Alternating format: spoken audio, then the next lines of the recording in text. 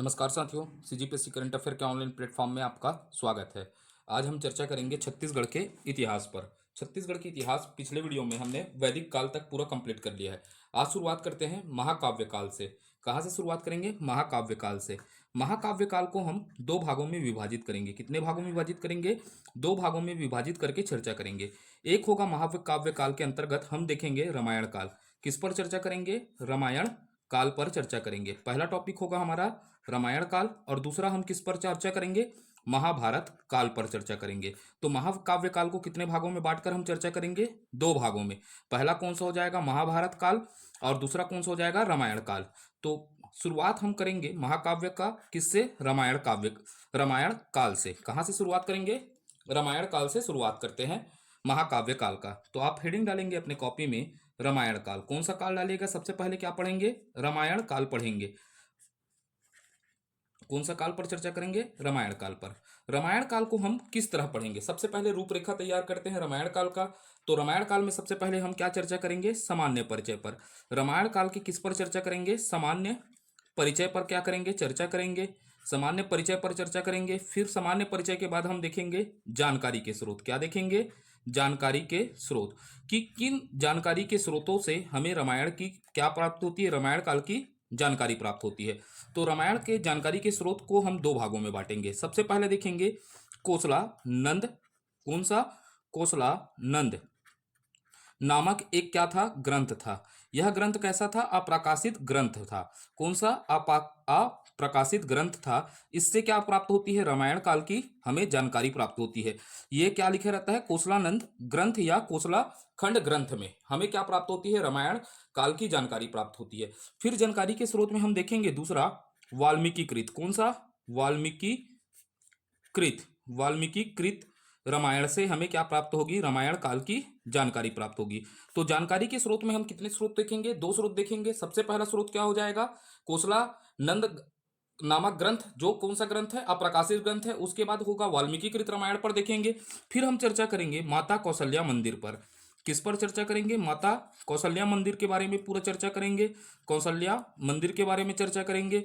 फिर हम जैसे ही माता कौशल्या मंदिर को खत्म करेंगे फिर चर्चा करेंगे वन गमन राम वन गमन गमन परिपथ पर क्या करेंगे? चर्चा करेंगे। परिपथ पर क्या करेंगे? चर्चा करेंगे। फिर ये हो जाएगा हमारा चौथा टॉपिक। फिर हम चर्चा करेंगे छत्तीसगढ़ में। कहाँ? छत्तीसगढ़ में रामायण कालीन स्थल पर चर्चा करेंगे कि छत्तीसगढ़ में कौन कौन से स्थल रामायण कालीन है करके चर्चा करेंगे। तो हम शुरुआत करते हैं सबसे पहले महाकाव्य काल में। किसको? रामायण काल से शुरुआत करेंगे। तो चलते हैं रामायण काल की ओर। तो देखते हैं अब रामायण काल को छत्तीसगढ़ के संदर्भ में। सबसे पहले हमको देखेंगे सामान्य परिचय। किस पर चर्चा करेंगे? सामान्य परिचय पर क्या करेंगे? चर्चा करेंगे रामायण काल के। तो सामान्य परिचय पर सबसे पहले चर्चा करेंगे तो छोटा सा एक मैप बना लेते हैं छत्तीसगढ़ का। ऐसा मैप अच्छा सा आप बना लीजिएगा, ठीक है? ऐसा इस प्रकार, ठीक है? इस प्रकार आप क्या बना लीजिएगा? एक मैप बना लीजिएगा। ये ऐसा मान लीजिएगा, कल्पना करते हैं ये छत्तीसगढ़ है। क्या है? छत्तीसगढ़ है करके। अब ये छत्तीसगढ़ है तो छत्तीसगढ़ को रामायण काल में, किस काल में? रामायण काल में किस नाम से जाना जाता था? तो पहला प्रश्न बनता है रामायण काल में किसमें? रामायण काल में छत्तीसगढ़ किस नाम से जाना जाता था?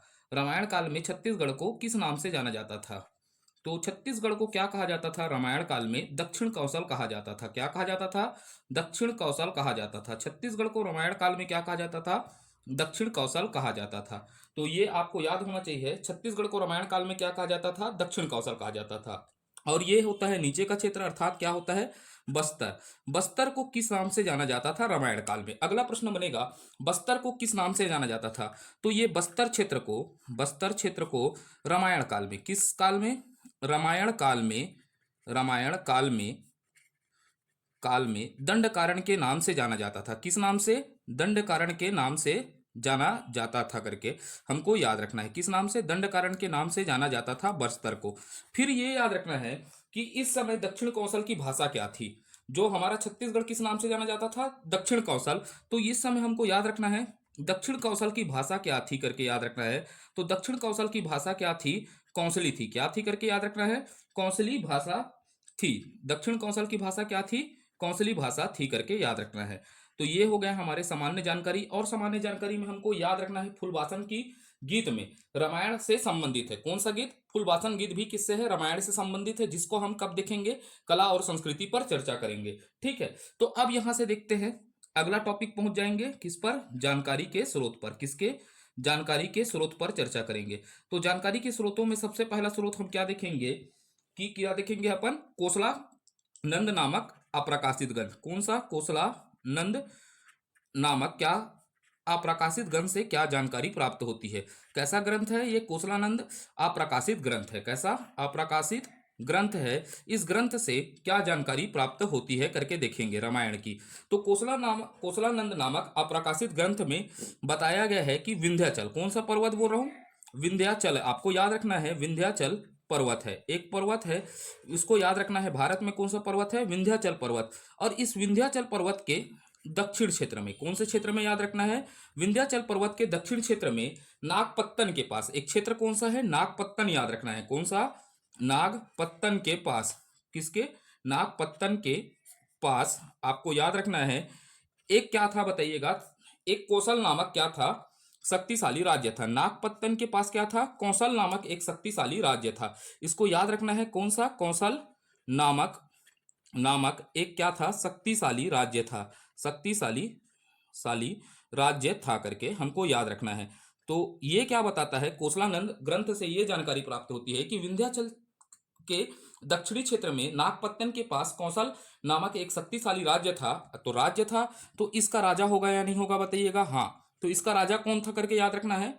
भानुमंत था। कौन था? भानुमंत था करके। इस क्षेत्र का राजा कौन था? कौशल क्षेत्र का राजा कौन था? भानुमंत था। अब भानुमंत था तो भानुमंत की क्या थी? एक पुत्री थी। हमको याद रखना है भानुमंत की क्या थी? पुत्री थी। अब पुत्री का नाम क्या था? कौशल्या था। क्या था?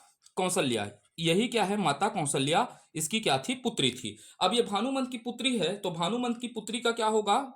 विवाह होगा करके याद रखना है। क्या होगा? विवाह। तो विवाह किससे होता है? राजा दशरथ से होता है। किससे होता है? राजा दशरथ से इनका क्या होता है? विवाह होता है। और राजा दशरथ से किसका विवाह होता है? कौशल्या माता का क्या होता है? विवाह होता है।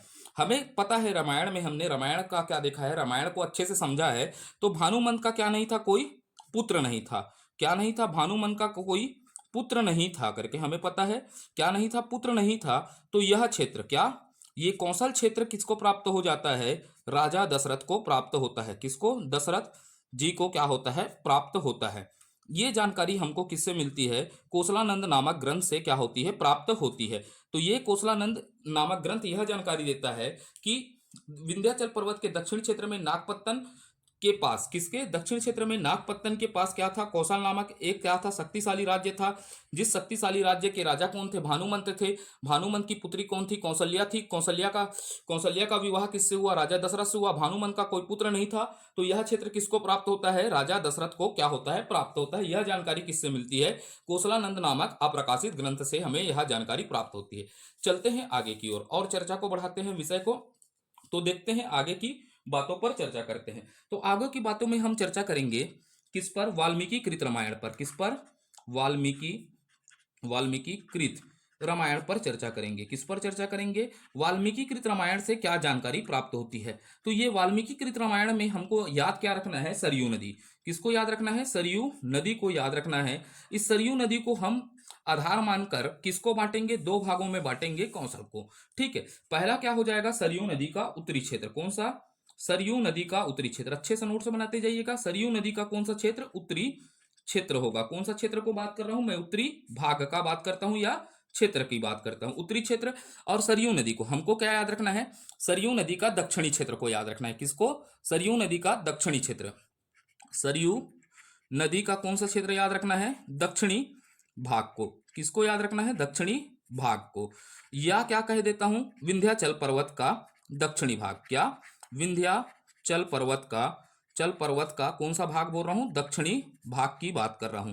तो ये हो गया, दो आधार पर हमने सरयू नदी के आधार पर क्या कर दिया? विभाजन कर दिया।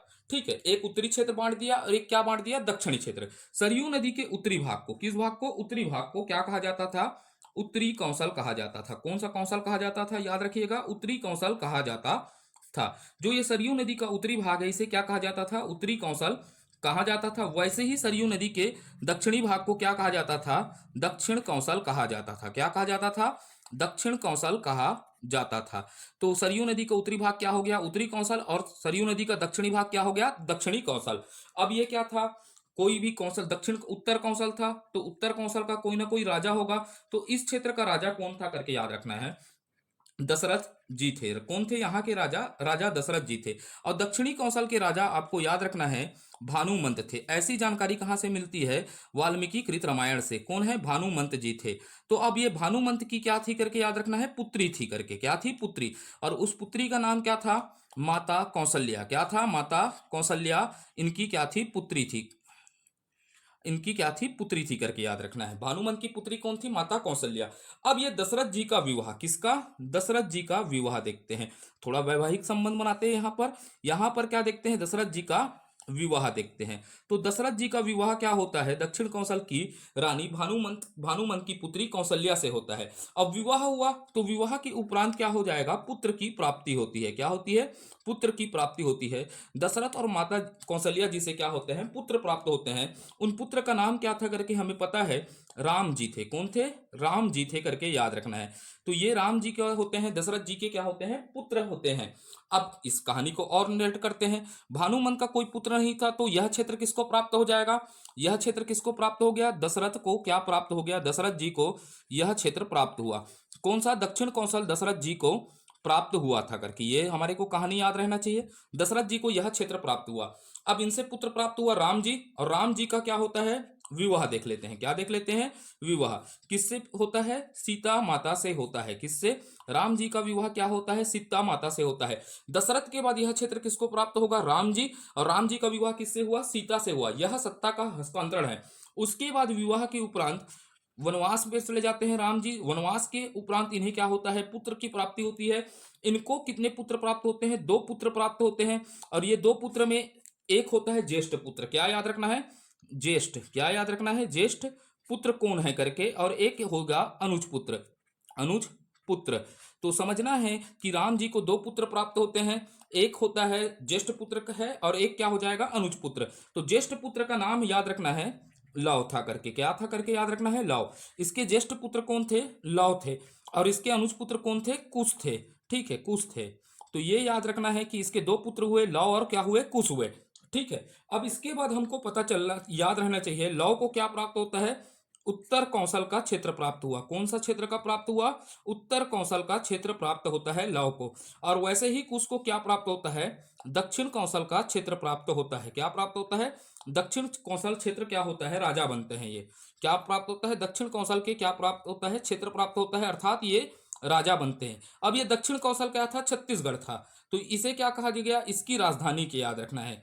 दक्षिण कौशल की आपको क्या याद रखना है, राजधानी क्या थी, कुश स्थली थी करके, क्या थी, कुश स्थली थी करके आपको याद रखना है। तो दक्षिण कौशल की राजधानी क्या थी, कुश स्थली, अर्थात वर्तमान का क्या है ये, सिरपुर को क्या कहा जाता था, कुश स्थली। तो सिरपुर का रामायण काल में नाम क्या था, कुश स्थली था करके हमको याद रखना है। ठीक है। तो यहां तक की बातें हो गई, जानकारी के स्रोत हो गए। तो जानकारी के क्या स्रोत हुए, दो स्रोतों को पढ़ लिए, वाल्मीकि कृत रामायण और क्या पढ़ लिए, कोसलानंद नामक अप्रकाशित ग्रंथों पर भी हमने क्या कर लिया, चर्चा कर लिया।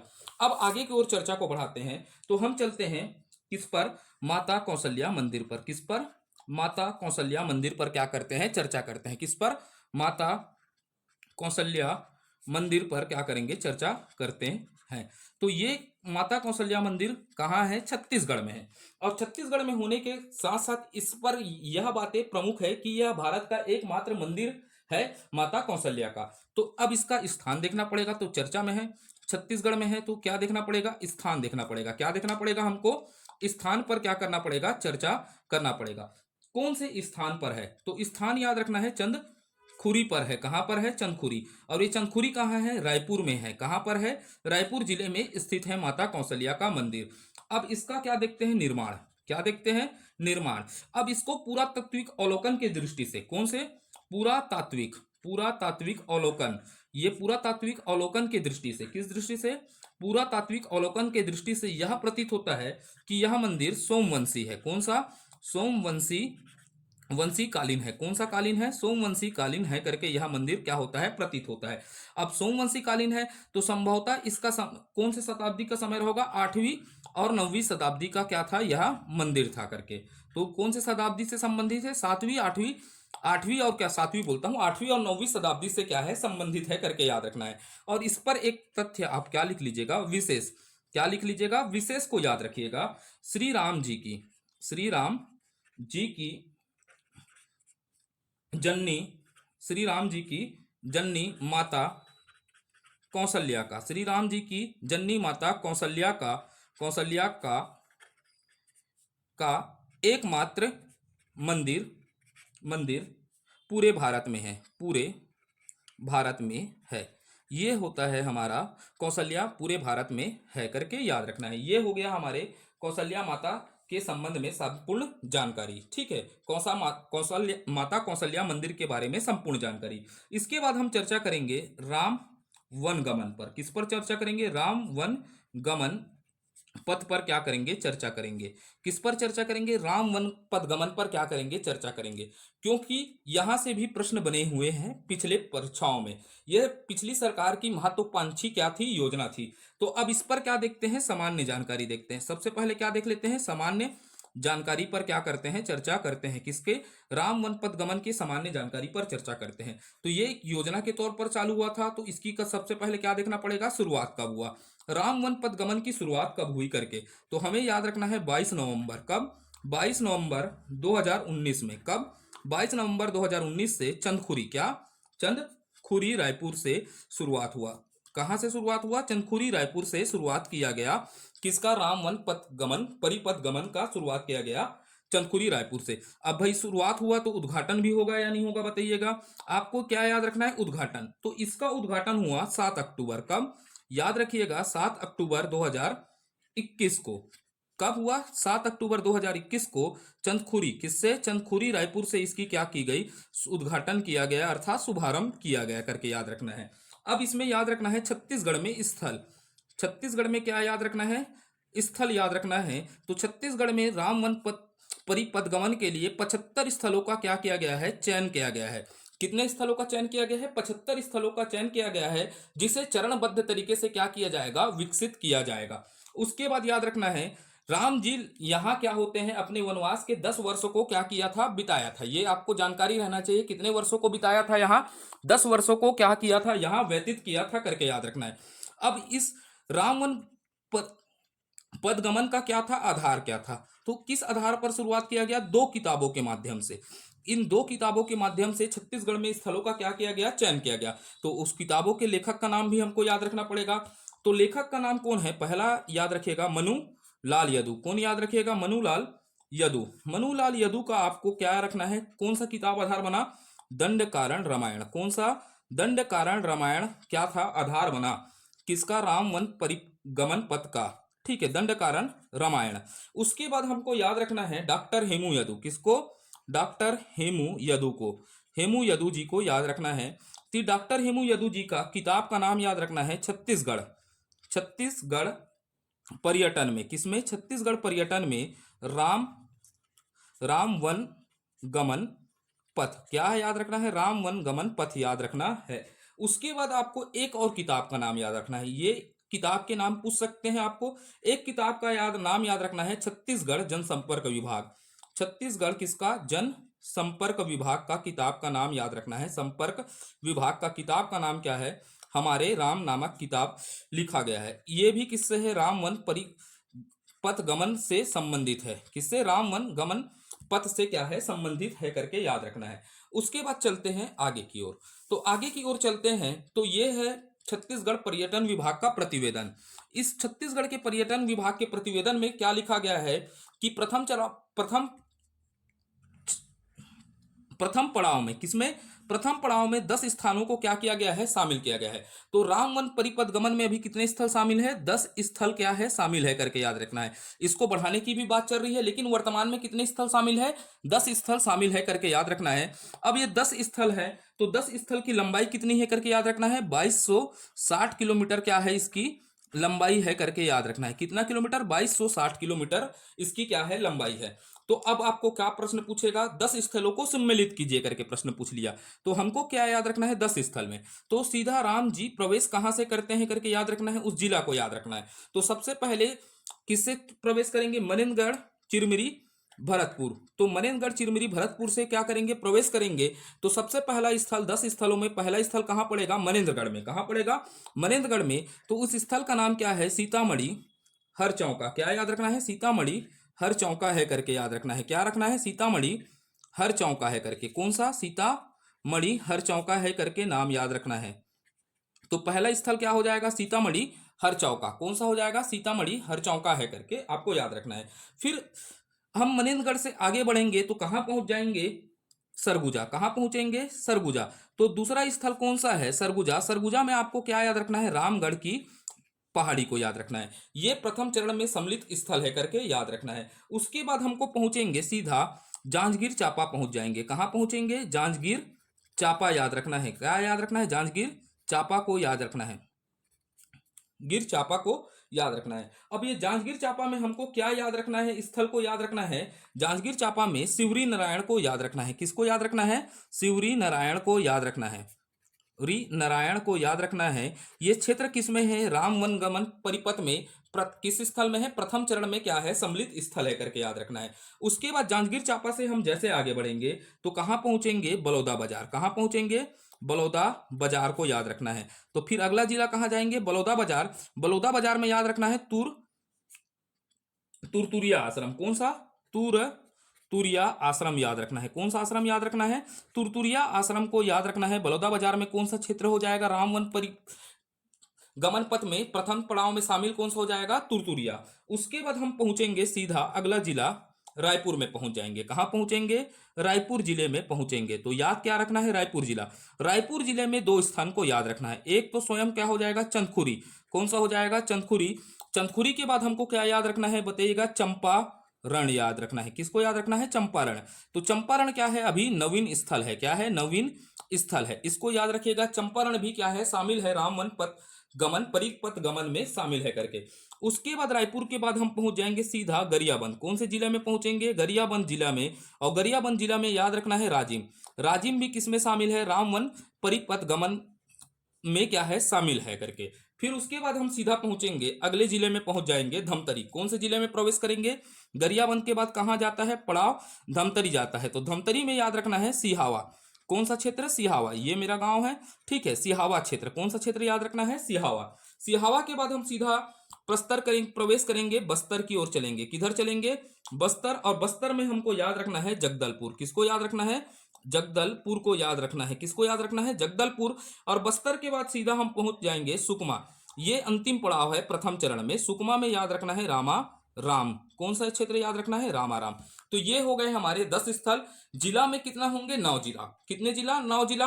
पहला बोलिएगा सीतामढ़ी हरचौका, रामगढ़, रामगढ़ के बाद शिवरी नारायण, शिवरी नारायण के बाद तुतुरिया, तुतुरिया के बाद चंदखुरी, चंदखुरी के बाद चंपारण, चंपारण के बाद राजिम, राजिम के बाद सिहावा, सिहावा के बाद जगदलपुर, जगदलपुर के बाद क्या हो जाएगा, रामाराम हो जाएगा। ये क्या है, शामिल है किसमें, राम वन पदगमन के प्रथम पड़ाव में क्या है, यह स्थल शामिल है। अब चलते हैं आगे की ओर, क्या देखते हैं, रामायण कालीन स्थल पर क्या करते हैं, चर्चा करते हैं। किस पर, रामायण कालीन स्थल को देखते हैं। किसको, रामायण कालीन, रामायण कालीन स्थल पर क्या करेंगे, चर्चा करेंगे। कहां के रामायण कालीन स्थल पर चर्चा करेंगे, छत्तीसगढ़ के रामायण कालीन स्थल पर चर्चा करेंगे। तो यहां से देखिएगा, यहां से राम जी आ रहे हैं। क्या कर रहे हैं, राम जी आ रहे हैं। तो राम जी का पहला चरण कहां पड़ेगा, छत्तीसगढ़ में। किस जिले में पड़ेगा, मनेन्द्रगढ़ में पड़ेगा। कहां पड़ेगा, मनेन्द्रगढ़ में पड़ेगा। तो लिखेंगे सबसे पहले छत्तीसगढ़ में, क्या लिख देते हैं, मनेन्द्रगढ़ को देखते हैं। सबसे पहले देखेंगे छत्तीसगढ़ में श्री राम, श्री राम जी का, श्री राम जी का, श्री राम जी का प्रवेश। क्या देखेंगे, श्री राम जी का प्रवेश कहां से होता है, मनेन्द्रगढ़, चिरमिरी, भरतपुर से होता है करके याद रखिएगा। मनेन्द्रगढ़, चिरमिरी, भरतपुर से होता है करके आप याद रखिएगा, या एमसीबी से होता है करके हमको याद रखना है। प्रवेश हो गया। अब प्रवेश हो गया तो यहां रुके होंगे, तो कुछ ना कुछ क्या हो जाएंगे, यहां पर रामायण कालीन स्थल हो जाएंगे। क्या हो जाएंगे, रामायण कालीन स्थल। तो देखते हैं मनेन्द्रगढ़, चिरमिरी, भरतपुर में कितने रामायण कालीन स्थल है। तो सबसे पहले हमको स्थल याद रखना है सीतामढ़ी। क्या रखना है, सीतामढ़ी, आपको बिल्कुल याद रखिएगा, सीतामढ़ी हर चौका, क्या हो जाएगा? सीतामढ़ी हर चौका। घर में बोलिएगा पहला स्थल कौन सा हो जाएगा? सीतामढ़ी हर चौका। सीतामढ़ी हर चौका के बाद दूसरा स्थल याद रखना है मनिनगढ़ में ही, अमृत धारा। कौन सा याद रखना है? अमृत धारा। अमृत धारा कहाँ है? मनिनगढ़ में। ये भी क्या है? रामायणकालीन स्थल है। उसके बाद याद रखना है कोटा डोल। क्या याद रखना है? कोटा डोल। कोटा डोल भी क्या है? रामायण कालीन स्थल है। फिर चौथा क्या याद रखना है? सीतामढ़ी घाघरा। क्या याद रखना है? सीतामढ़ी घाघरा भी क्या स्थल है? रामायण कालीन स्थल है। कहाँ है? मनेनगढ़ चिरमिरी में है। ठीक है, मनेनगढ़ चिरमिरी भरतपुर में है सीतामढ़ी। उसके बाद याद रखना है सीतामढ़ी हर चौका। क्या याद रखना है? सीतामढ़ी हर चौका भी क्या है? रामायण कालीन स्थल है। क्या है? हर चौका बोल रहा हूं, छथौड़ा याद रख लीजिएगा। क्या याद रखेगा? छथौड़ा। सीतामढ़ी छथौड़ा भी क्या है? रामायण कालीन स्थल है। ये 5 स्थल हो गया। फिर छठवां स्थल के रूप में याद रखिएगा सिद्ध बाबा आश्रम। किसको याद रखना है? सिद्ध बाबा आश्रम। कौन सा आश्रम याद रखना है? सिद्ध बाबा आश्रम। उसके बाद 7वां याद रखना है आपको देवसिल। क्या याद रखना है? देवसिल। ये सब कहाँ है? मनिनगढ़ चिरमिरी में क्या है? रामायण कालीन स्थल है। तो पहला बोलिएगा सीतामढ़ी हर चौका, अमृतधारा, कोटा डोल, सीतामढ़ी घाघरा, सीतामढ़ी छतौड़ा, सिद्ध बाबा आश्रम और देवसिल। ये सब कहाँ है? मनिनगढ़ चिरमिरी भरतपुर में है। ये रामायण कालीन स्थल है। फिर हम प्रवेश करते हैं सीधा कोरिया की ओर। कौन से जिला में प्रवेश करते हैं? कोरिया में। कोरिया में रामायण कालीन स्थल में हमको याद रखना है सोनहट। किसको याद रखना है? सोनहट को याद रखना है। और सोनहट के साथ क्या याद रखना है? बैकुंठपुर। किसको याद रखना है? बैकुंठपुर पटावा देवगढ़। किसको? बैकुंठपुर पटावा देवगढ़। ये क्या है करके बोलिएगा? कोरिया का रामायण कालीन स्थल है। तो कोरिया में कितने जिलों को याद रखिएगा? सोनहट और बैकुंठपुर, क्या होगा? पटावा देवगढ़ हो गया। ठीक है। उसके बाद हमको चलते हैं, सीधा चले जाएंगे सूरजपुर में। कहां चले जाएंगे? सूरजपुर के रामायणकालीन स्थल देखेंगे। सूरजपुर में कौन कौन से रामायणकालीन स्थल है करके चर्चा करते हैं। तो सूरजपुर में हमको सबसे पहले याद रखना है रक्सगंडा। क्या याद रखना है? रक्स गंडा को याद रखना है। ये क्या है? रामायणकालीन स्थल है। रक्सगंडा के बाद हम याद रखेंगे सीता लेखनी। ये प्रश्न पूछा गया है। सीता लेखनी पहाड़ी किस जिले में स्थित है? तो सूरजपुर में याद है। सूरजपुर में याद रखिएगा। सीता लेखनी है ना, थोड़ा सा यहाँ पर पेन नहीं चल पा रहा है। सीता लेखनी याद रखिएगा, आप लिखिएगा सीता लेखनी। उसके बाद सारासोर। क्या याद रखिएगा? सारासोर भी रामायण कालीन स्थल है। सारासोर के बाद आप याद रखिएगा मरहट्टा। क्या याद रखिएगा? मरहट्टा भी कहाँ है? सूरजपुर जिले में है। यह क्या है? रामायण कालीन स्थल है। तो पहला क्या हो जाएगा? रक्सगंडा। दूसरा क्या हो जाएगा? सीता लेखनी। सीता लेखनी के बाद सारासोर। सारासोर के बाद क्या हो जाएगा? मरहट्टा। उसके बाद हम सीधा पहुंच जाएंगे जसपुर में। कहां पहुंच जाएंगे? जसपुर में। यहां देखेंगे किला। क्या देखेंगे? किला। किलकिला भी क्षेत्र है, रामायण कालीन स्थल है। और यहां पर क्या रखिएगा? बिलद्वार गुफा। किलकिला में क्या याद रखिएगा? बिलद्वार गुफा को भी याद रखिएगा। ये भी क्या है? रामायण कालीन स्थल है। तो जसपुर में किलकिला हो जाएगा। ठीक है। उसके बाद कहां पहुंच जाएंगे? सीधा हम पहुंचेंगे सरगुजा में। कहां पहुंचेंगे? सरगुजा में। सरगुजा में सबसे पहले क्या याद रखना है? देवगढ़। क्या याद रखना है? देवगढ़ भी क्या है? रामायण कालीन स्थल है। उसके बाद याद रखना है रामगढ़। क्या याद रखना है? रामगढ़। और रामगढ़ में कुछ और स्थल हैं। जैसे हमको याद रखना पड़ेगा, रामगढ़ में क्या याद रखना पड़ेगा? सबसे पहले सीता बेंगरा। क्या याद रखना पड़ेगा? सीता बेंगरा। सीता बेंगरा के बाद क्या याद रखना पड़ेगा? लक्ष्मण बेंगरा। बेंगरा का मतलब क्या होता है? गुफा होता है। लक्ष्मण बेंगरा याद रखिएगा। क्या याद रखिएगा? लक्ष्मण बेंगरा। लक्ष्मण बेंगरा के साथ याद क्या रखेगा? हाथी पोल गुफा। क्या याद रखिएगा? हाथी पोल गुफा को याद रखिएगा। ये सब क्या है? रामगढ़ के अंतर्गत रामायण कालीन स्थल है। उसके बाद सरगुजा में याद रखना है महेशपुर भी याद रखना है। ये पुरातात्विक स्थल भी है महेशपुर। महेशपुर के बाद याद रखिएगा बंदरकोट। इस क्षेत्र में बंदर क्या पहन लिया था? कोट पहन लिया था। तो ये क्या है? रामायण कालीन स्थल है बंदरकोट भी। बंदरकोट के बाद याद रखिएगा मंगरेलगढ़। क्या याद रखिएगा? मंगरेलगढ़ याद रखिएगा। मंगरेलगढ़ भी कहाँ है? सरगुजा में। और उसके बाद एक स्थल याद रखिएगा पंपापुर। क्या याद रखिएगा? पंपापुर भी क्या है? रामायण कालीन स्थल है करके। कौन सा स्थल है? रामायण कालीन स्थल है करके हमको याद रखना है। तो सरगुजा में क्या याद रखेंगे? पहला हो जाएगा देवगढ़। देवगढ़ के बाद रामगढ़। रामगढ़ के बाद महेशपुर। महेशपुर के बाद क्या होगा? बंदरकोट। बंदरकोट के बाद हो जाएगा पंपापुर हो जाएगा। क्या हो जाएगा? पंपापुर। तो ये हो गए हमारे पूरे किसके? सरगुजा के जिले के रामायण कालीन स्थल। अब सरगुजा जिले को छोड़ते हैं, अब आगे की ओर निकलते हैं और देखते हैं क्या क्या रामायण कालीन स्थल है करके, क्या क्या और रामायण कालीन स्थल है करके चर्चा करते हैं। तो सबसे पहले हम किसको पकड़ लेते हैं? बिलासपुर को। किसको पकड़ लेते हैं? बिलासपुर को देख लेते हैं। बिलासपुर में हम ऐसा मैप बनाइएगा बढ़िया सा। बिलासपुर किसकी बात कर रहा हूं?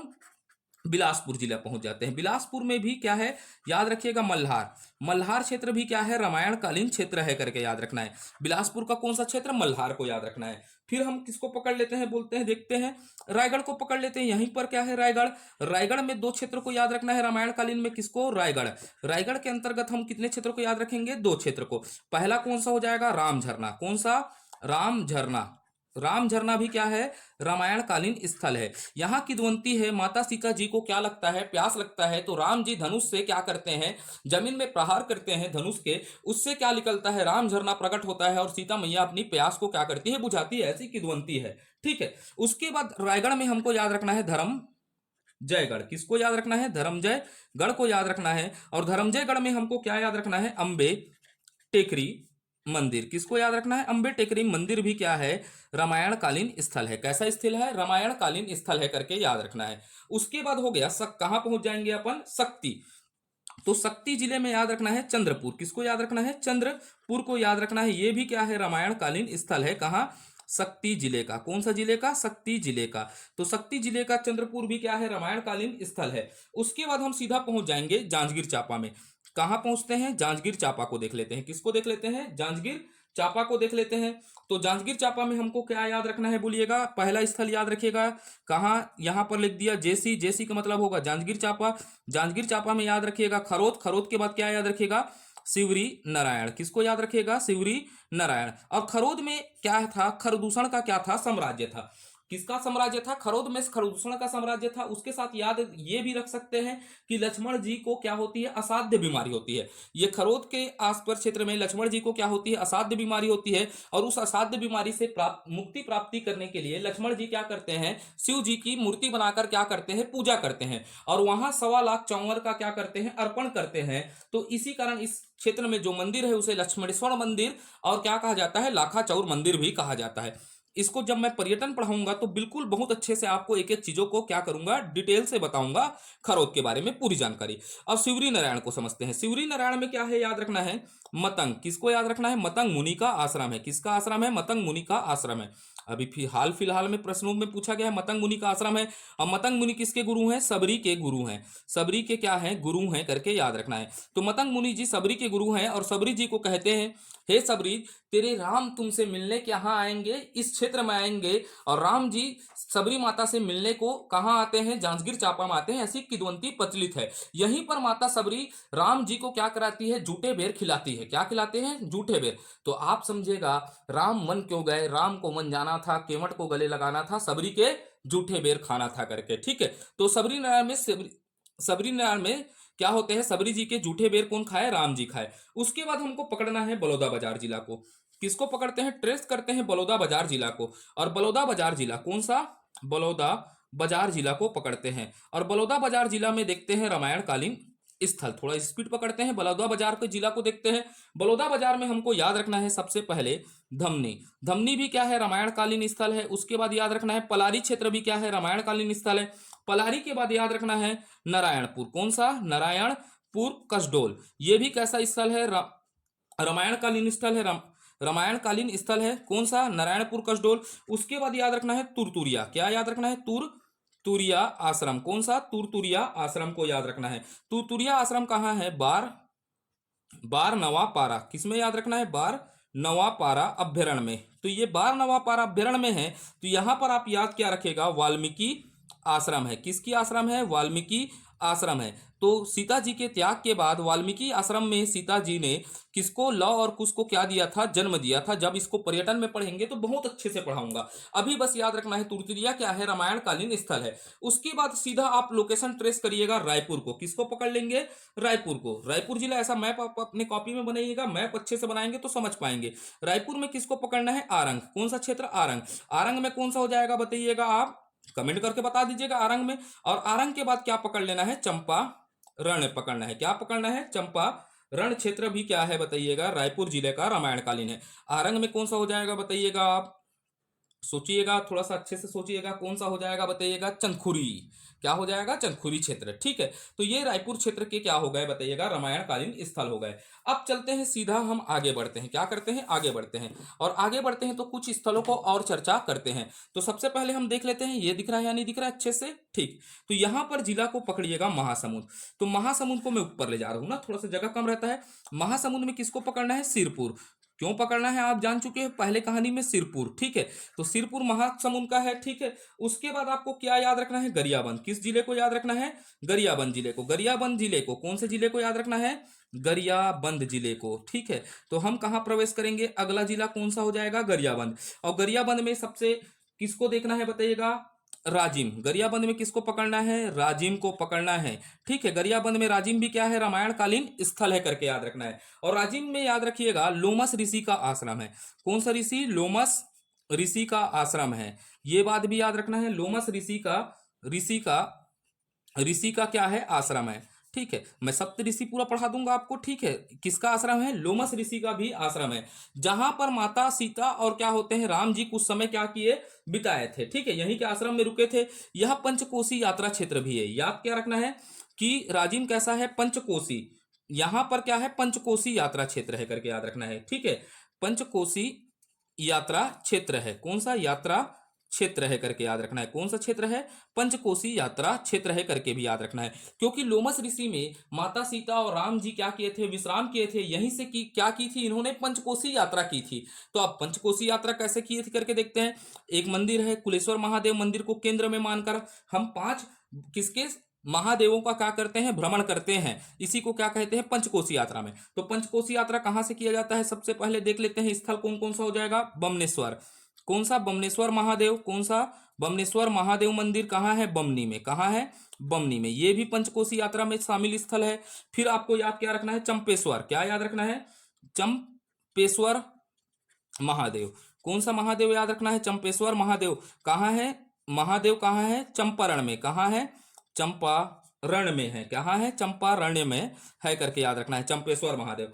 चंपेश्वर महादेव के बाद हम याद रख सकते हैं पाटेश्वर महादेव। ये कोई क्रम नहीं है, ऐसे याद रखेंगे ना, पाटेश्वर महादेव। पाटेश्वर महादेव कहाँ है, पटेवा में। कहाँ है, पटेवा में है करके याद रखना है। पाटेश्वर महादेव कहाँ है, पटेवा में।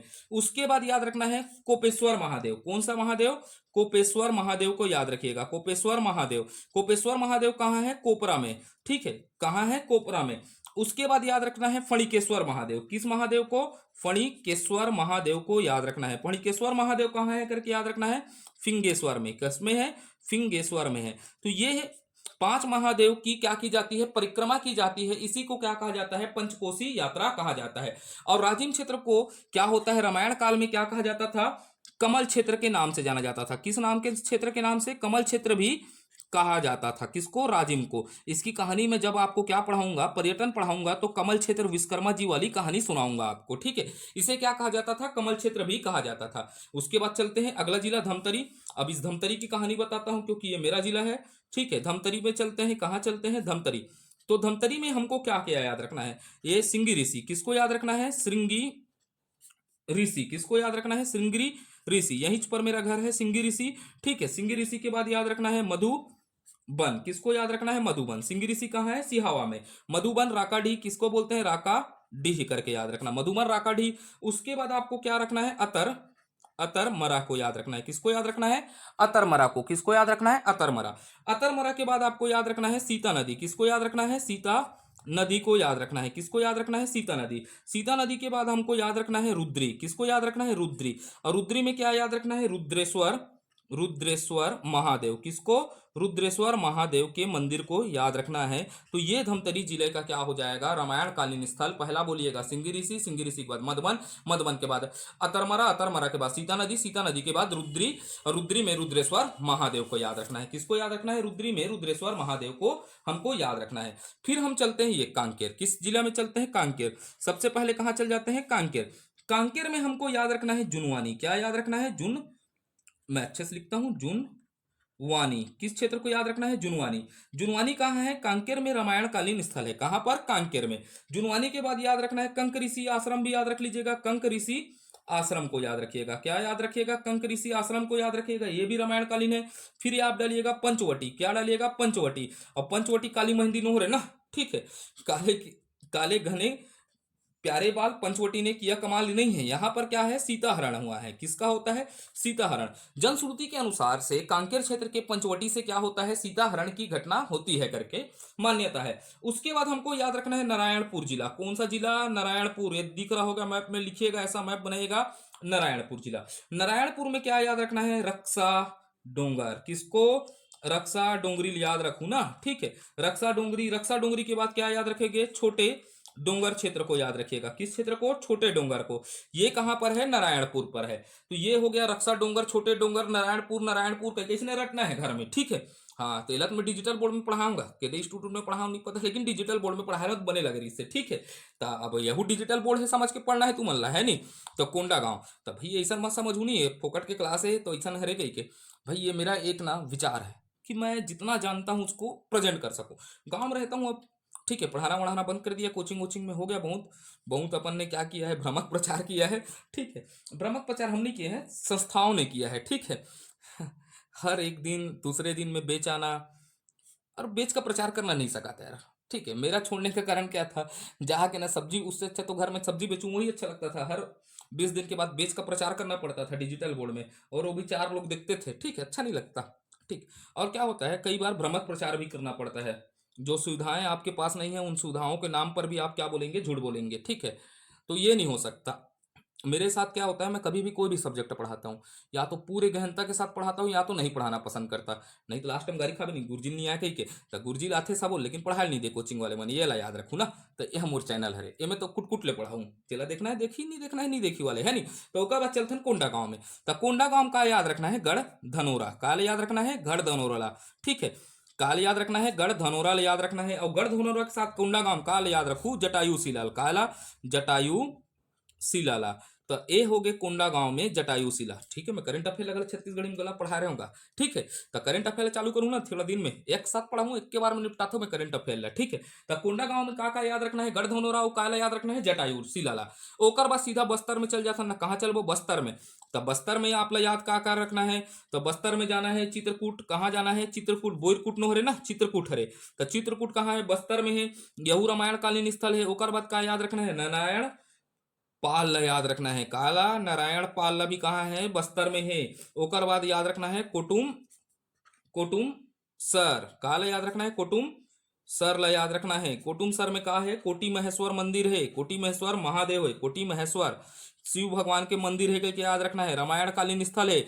ओकर बाद तीरथगढ़ लगला याद रखना है, काला याद रखना है, तीरथ गढ़ को भी याद रखना है, ठीक है। तो भुला गया था मैं, हिंदी में बोलना है कह के। सीता, सीता नहीं है, क्या है, सीता नहीं है। तीरथगढ़ में क्या है, सीता नहीं है, ठीक है। ओकर बाद अपन ला सीधा प्रवेश कर जाना है, ठीक है। उसके बाद हमको प्रवेश करना है दंतेवाड़ा में।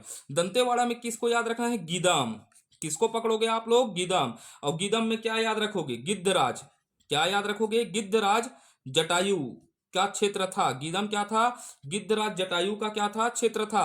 यही गिद्धराज जटायु अब्बड़ का टोनका था, रावण को कोचका कोचक के टोनका था, ठीक है। याद रखना है, गिद्धराज जटायु का क्षेत्र था, किसका, गिद्धराज जटायु का क्षेत्र है करके, ठीक है। याद रहेगा या नहीं रहेगा, किसका क्षेत्र है, गिद्धराज जटायु के, कट गया था ना, ठीक है वीडियो, ठीक है। गिद्धराज जटायु का क्षेत्र है। उसके बाद आप क्या याद रखोगे, बारसूर, किसको याद रखोगे, बारसूर। बारसूर में क्या था, बाणासुर, बाणासुर का राजधानी था, किसका, बाणासुर का क्या था, राजधानी था करके याद रखना है, किसका राजधानी, बाणासुर का राजधानी था, ठीक है। तो ये हो गया हमारा गीदम, और गीदम और किसका हो गया, अपन ने देख लिया बारसूर, ठीक है। उसके बाद इधर लिख देता हूं सुकमा, ठीक है। सुकमा हद्दे में है ना, ये थोड़ा मैप कूप पर ले जाता हूं, ठीक है, स्लाइड को, ठीक है, ऐसा समझना डिजिटल बोर्ड है करके। ये हो गया सुकमा, सुकमा को मैं इधर ले जा देता हूं, सुकमा को लिख देता हूं ना। सुकमा क्या होगा, अंतिम पड़ाव, आप उसको अच्छे से नोट्स में बनाइएगा। सुकमा क्या हो जाएगा, अंतिम पड़ाव है। और सुकमा में क्या याद रखना है, अंतिम पड़ाव था करके याद रखना है, पड़ाव है करके याद रखना है। और अंतिम पड़ाव है तो इसमें याद रखना है रामाराम, क्या याद रखना है, रामाराम। रामाराम के बाद क्या हो जाएगा, इंजराम, इंजराम के बाद क्या हो जाएगा, कोंटा। ये सब क्षेत्र क्या है, सुकमा क्षेत्र में है करके याद रखना है, ठीक है। तो ये होता है हमारा संपूर्ण जानकारी रामायण काल के बारे में। तो इतना अच्छे से पढ़िएगा, नोट्स अच्छे से बनाइएगा, और विश्वास रखिएगा, क्या करिएगा, विश्वास रखिएगा इस प्लेटफॉर्म में।